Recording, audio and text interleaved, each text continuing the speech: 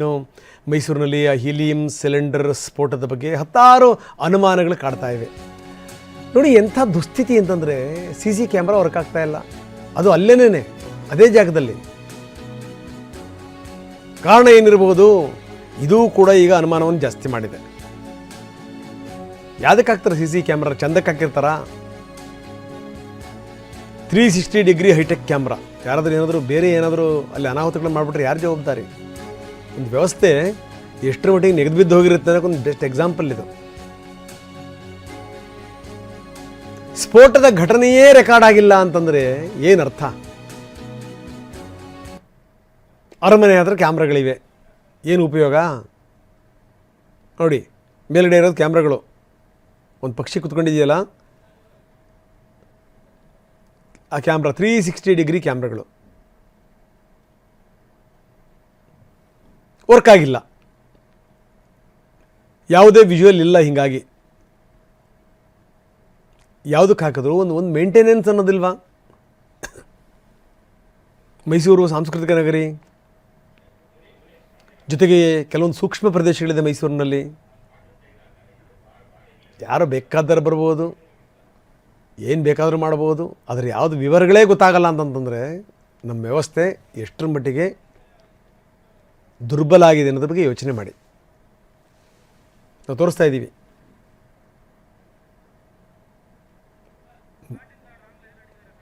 ಬನ್ನಿ, ನಮ್ಮ ಪ್ರತಿನಿಧಿ ರಾಮ್ ನಮ್ಮ ಜೊತೆಗೆ ಸಂಪರ್ಕದಲ್ಲಿದ್ದಾರೆ. ರಾಮ್, ಹಾಗೆ ನೀವು ಸಂಪರ್ಕದಲ್ಲಿರಿ. ಇನ್ನಷ್ಟು ನಾನು ನಿಮ್ಮ ಜೊತೆಗೆ ಚರ್ಚೆ ಮಾಡ್ತೀನಿ. ಏನಿದು ವ್ಯವಸ್ಥೆ ಇದು? ಕ್ಯಾಮ್ರಾಗಳಿದ್ದರೂ ಕೂಡ ದೃಶ್ಯಗಳು ಸರಿಯಾಗಿಲ್ಲ. 3 ಜನರನ್ನು ಬಲಿ ಹಾಕಿಬಿಡ್ತಪ್ಪ. ಅವನು ಸ್ಫೋಟ ಆದ ತಕ್ಷಣ ಸಲೀಂ ಅಲ್ಲೇ ಸತ್ತಿದ್ದ. ಅದಾದಮೇಲೆ ಇಬ್ಬರು ತೀವ್ರವಾಗಿ ಗಾಯಗೊಂಡಿದ್ರು. ನಿನ್ನೆ ಆ ಮುದ್ದಾದ ಒಂದು ಮಗು ಮಾತಾಡ್ತಾ ಇತ್ತು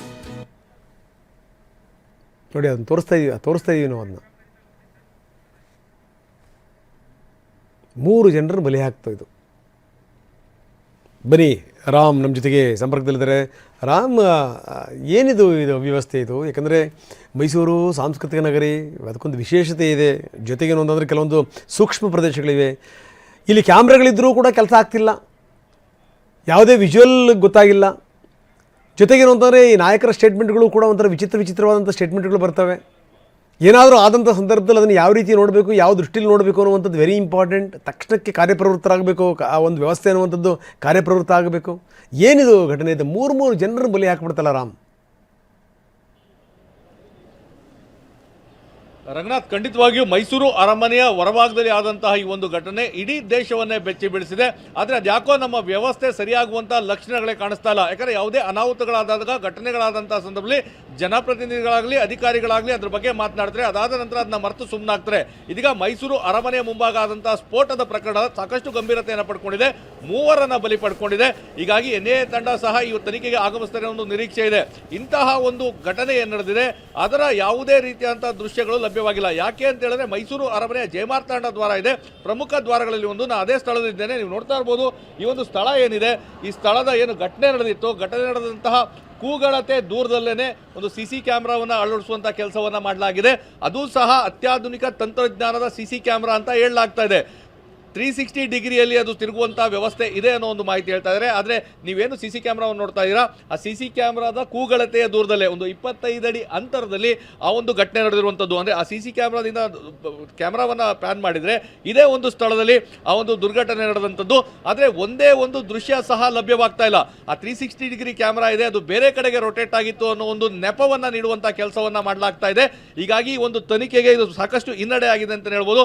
ಯಾಕಂದರೆ ಆ ಒಂದು ಕ್ಷಣದಲ್ಲಿ ಆದಂತಹ ಸಂಪೂರ್ಣವಾದಂತಹ ಚಿತ್ರಣವನ್ನ ಆ ಕ್ಯಾಮೆರಾದಲ್ಲಿ ಸೆರೆ ಹಿಡಿದಿದ್ರೆ ಖಂಡಿತವಾಗಿಯೂ ತನಿಖೆಗೆ ಸಹಾಯವಾಗ್ತಾ ಇತ್ತು. ಆದರೆ ನೀವು ನೋಡ್ತಾ ಇರಬಹುದು ಅರಮನೆ 100 ಎಕರೆಯಲ್ಲಿ ನಿರ್ಮಾಣವಾಗಿರುವಂಥದ್ದು. ಸುತ್ತಲೂ ಸಾಕಷ್ಟು ದ್ವಾರಗಳಿದೆ. ಅದು ವರಹ ಇರ್ಬೋದು, ಕರಿಕಲ್ ತೊಟ್ಟಿ ಇರ್ಬೋದು, ಬಲರಾಮ ದ್ವಾರ ಇರ್ಬೋದು, ಮತ್ತೆ ಈಗ ನಾವು ನೋಡ್ತಾ ಇರುವಂತಹ ಜಯಮಾರ್ತಾಂಡ ದ್ವಾರ, ಅರಮನೆಯ ಪ್ರಮುಖವಾದಂತಹ ದ್ವಾರ. ಇಲ್ಲಿಯೂ ಸಹ ಸಾಕಷ್ಟು CC ಕ್ಯಾಮ್ರಾಗಳನ್ನು ಅಳವಡಿಸಿದ್ದಾರೆ. ಆ ಒಂದು ಅರಮನೆಯ ಮುಂಭಾಗದಲ್ಲಿ ಮತ್ತೊಂದು ಕ್ಯಾಮ್ರಾವನ್ನು ಸಹ ನೋಡಬಹುದು. ಆ ಕ್ಯಾಮ್ರಾದಲ್ಲೂ ಸಹ ಈ ದೃಶ್ಯ ಸೆರೆಯಾಗಿಲ್ಲ ಅನ್ನೋ ಒಂದು ಮಾಹಿತಿಯನ್ನು ನೀಡಲಾಗ್ತಾ ಇದೆ. ಈಗಾದ್ರೆ ಹೇಗೆ ಅಂತ ಯಾಕಂದ್ರೆ ಅರಮನೆಗೆ ಪ್ರತಿದಿನ 1000 ಸಾವಿರಾರು ಪ್ರವಾಸಿಗರು ಇಲ್ಲಿ ಆಗಮಿಸ್ತಾರೆ. ಲಕ್ಷಾಂತರ ರೂಪಾಯಿ ಆದಾಯ ಆ ಪ್ರವಾಸಿಗರಿಂದ ಬರ್ತದೆ. ಹಂಗೆ ಬಂದಂತಹ ಪ್ರವಾಸಿಗರಿಗೆ ಒಂದು ಸುರಕ್ಷತೆಗೆ ಆದ್ಯತೆಯನ್ನು ಕೊಟ್ಟಿಲ್ಲ ಅಂದರೆ ಹೇಗೆ ಅನ್ನೋ ಒಂದು ಚರ್ಚೆ ಈಗ ಆರಂಭವಾಗಿದೆ. ಯಾಕಂದರೆ ಹೇಳಿ ಕೇಳಿ ಮೈಸೂರು ಅರಮನೆ ಕೇವಲ ಮೈಸೂರಿನವರು ಮಾತ್ರವಲ್ಲ, ಅಥವಾ ನಮ್ಮ ಬೇರೆ ಬೇರೆ ರಾಜ್ಯದ ಬೇರೆ ಬೇರೆ ಜಿಲ್ಲೆಗಳವರಲ್ಲ, ಬೇರೆ ಬೇರೆ ರಾಜ್ಯದವರಲ್ಲ, ವಿದೇಶಿ ಪ್ರವಾಸಿಗರೇ ಅತಿ ಹೆಚ್ಚಿನ ಸಂಖ್ಯೆಯಲ್ಲಿ ಆಗಮಿಸ್ತಾರೆ. ಹೀಗಾಗಿ ಪ್ರವಾಸಿಗರ ಸುರಕ್ಷತೆಗೆ ಯಾವ ಆದ್ಯತೆಯನ್ನು ಇಲ್ಲಿ ನೀಡಲಾಗಿದೆ ಅನ್ನೋ ಪ್ರಶ್ನೆ ಈಗ ಮೂಡ್ತಾ ಇದೆ. ಯಾಕಂದರೆ CC ಕ್ಯಾಮ್ರಾಗಳು ಕೇವಲ ನೆಪ ಮಾತ್ರಕ್ಕೆ ಇಲ್ಲಿ ಹಾಕಿರುವಂಥದ್ದು, ಅದು 360 ಡಿಗ್ರಿ ರೊಟೇಟ್ ಆಗಿತ್ತು, ದೃಶ್ಯವನ್ನು ಸೆರೆ ಹಿಡಿಯಿಲ್ಲ ಅಂತ ನೆಪವನ್ನು ನೀಡ್ತಾ ಇದ್ದಾರಾ, ಅಥವಾ ಈ CC ಕ್ಯಾಮ್ರಾ ಕೆಲಸವೇ ಮಾಡ್ತಾ ಇಲ್ವಾ, ಇದ್ಯಾವುದ್ರ ಬಗ್ಗೆ ಸ್ಪಷ್ಟತೆ ಸಿಗ್ತಾ ಇಲ್ಲ. ಹೀಗಾಗಿ ರಂಗನಾಥ್, ಈ ಘಟನೆಯ ನಂತರವಾದ ಜಿಲ್ಲಾಡಳಿತ, ಪೊಲೀಸರು ಮತ್ತೆ ಪ್ರಮುಖವಾಗಿ ಅರಮನೆ ಆಡಳಿತ ಮಂಡಳಿಯವರು ಎಚ್ಚೆತ್ತುಕೊಳ್ಬೇಕಾಗ್ತದೆ. ಅರಮನೆಯ ಭದ್ರತೆಗೆ ಹೆಚ್ಚಿನ ಆದ್ಯತೆ ನೀಡಬೇಕಾಗ್ತದೆ. ಯಾವುದೇ ರೀತಿಯಂತ ಈ ರೀತಿ ದುರ್ಘಟನೆಗಳು ನಡೆದೇ ಪಾಠವನ್ನು ಕಲಿಬೇಕಾ ಅನ್ನೋ ಪ್ರಶ್ನೆ ಈಗ ಸಹಜವಾಗಿ ಎಲ್ಲರಲ್ಲೂ ಮೂಡ್ತಾ ಇದೆ. ಯಾಕೆ ಮೊದಲೇ ಎಚ್ಚೆತ್ತುಕೊಳ್ಳೋದಿಲ್ಲ? ಇಂಥ ಅನಾಹುತಗಳನ್ನ ಆಗೋದನ್ನೇ ಯಾಕೆ ಕಾಯ್ತಾರೆ? ಮೊದಲೇ ಎಚ್ಚೆತ್ತುಕೊಂಡಿದ್ರೆ ಇವೆಲ್ಲವೂ ಸಹ ಸರಿಪಡಿಸಿದ್ರೆ ವ್ಯವಸ್ಥೆನ ಸುಧಾರಿಸೋಕೆ ಯಾಕೆ ಆಗ್ತಾ ಇಲ್ಲ ಅನ್ನೋ ಪ್ರಶ್ನೆ ಈಗ ಸಹಜವಾಗಿ ಮೂಡ್ತಾ ಇದೆ. ಹೀಗಾಗಿ ರಂಗನಾಥ್, ಈ ಒಂದು ಮೈಸೂರು ಅರಮನೆಯ ಸುರಕ್ಷತೆ ಈಗ ಎಲ್ರಿಗೂ ಸಹ ಯಕ್ಷ ಪ್ರಶ್ನೆಯಾಗಿ ಕಾಡ್ತಾ ಇದೆ. ಕೆಟ್ಟು ನಿಂತಿರುವಂಥದ್ದು ಕ್ಯಾಮ್ರಾಗಳೆಲ್ಲ ನಮ್ಮ ವ್ಯವಸ್ಥೆ, ನಿಷ್ಕ್ರಿಯಗೊಂಡಿರುವಂಥದ್ದು ಕ್ಯಾಮ್ರಾಗಳೆಲ್ಲ ನಮ್ಮ ವ್ಯವಸ್ಥೆ. ಜೊತೆಗೇನು ಅಂದರೆ ನಮ್ಮ ವ್ಯವಸ್ಥೆ ಎಲ್ಲಿಗೆ ಬಂದಿದೆ ಅನ್ನೋಕ್ಕೊಂದು best example. Thank you very much Ram, ತಮ್ಮೆಲ್ಲ ಮಾಹಿತಿಗೆ. ನೋಡಿ, ಬೇರೆ ಬೇರೆ ದ್ವಾರಗಳಿದೆ. 100 ಎಕರೆ ಪ್ರದೇಶದಲ್ಲಿರುವಂಥ ಅರಮನೆ, ಬೇರೆ ಬೇರೆ ದ್ವಾರಗಳಿವೆ. ಇಲ್ಲಿ ಮಾತ್ರ ಅಲ್ಲ, ಬೇರೆ ಕಡೆಗೂ ಕೂಡ CCTV ಕ್ಯಾಮ್ರಾಗಳು ಕೆಲಸ ಮಾಡ್ತಿಲ್ವಂತೆ. ಎಲ್ಲಿ ಬಂದಿದೆ ನೋಡಿ. ಯಾಕಂದರೆ ಏನಾದರೂ ಇಂಥ ಘಟನಾವಳಿಗಳಾದಾಗ ಅವ್ನು ಹೆಂಗೆ ಬಂದ, ಅವ್ನು ಯಾವ ಕಡೆಯಿಂದ ಬಂದ, ಎಲ್ಲಿಂದ ಬಂದ. ಈಗ ರಾಮೇಶ್ವರಂ ಕೆಫೆನಲ್ಲಿ ಸ್ಫೋಟ ಆಯ್ತಪ್ಪ, ಹೆಂಗೆ ನೋಡಿ, ಹೆಂಗೆ ಅಂದರೆ ಒಂದು ಪ್ರದೇಶದಿಂದ ಇನ್ನೊಂದು ಪ್ರದೇಶಕ್ಕೆ ಬಂದಾಗ ಅವೆಲ್ಲ ಪೂರಕ ಆಗಬೇಕು, ವಿಜುವಲ್ಗಳು ಕಂಟಿನ್ಯೂಷನ್ ಇರಬೇಕು. ಸಿಕ್ತು, ಅವ್ನು ಹಿಂಗೆ ಬಂದ, ಇಲ್ಲಿಂದ ಬಂದ, ಈ ರೀತಿ ಮಾಸ್ಕ್ ಹಾಕ್ಕೊಂಡಿದ್ದ, ಈ ರೀತಿ ಟೋಪಿ ಹಾಕ್ಕೊಂಡಿದ್ದ, ಇಲ್ಲಿ ಇಳ್ದ, ಇಲ್ಲಿ ಹತ್ತದ, ಏನಿಲ್ಲ. ಕ್ಯಾಮ್ರಾಗಳೇ ಕೆಲಸ ಮಾಡ್ತಾಯಿಲ್ಲ. ಶೇಮ್.